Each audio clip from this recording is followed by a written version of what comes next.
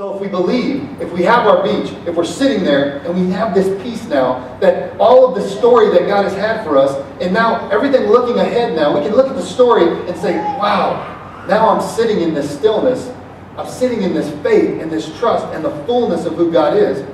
I don't need to worry about that because now I'm looking ahead and saying, this is the God I'm living with. This is the God I'm living with. Because He's the Lord of hosts. And He's with us. Verse 11. The God of Jacob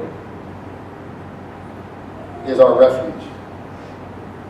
He's the one we run to. He's the one we can relax in.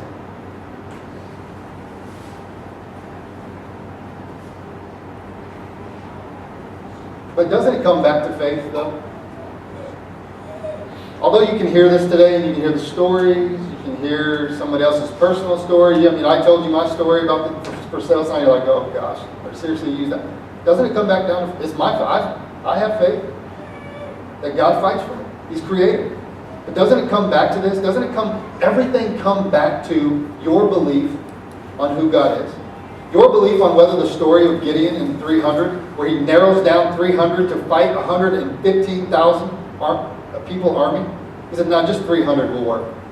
Matter of fact, you won't fight. You're just going to surround the camp and blow trumpets. And that'll work.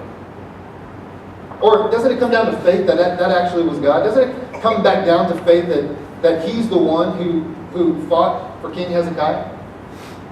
Is it any more than our faith and our trust?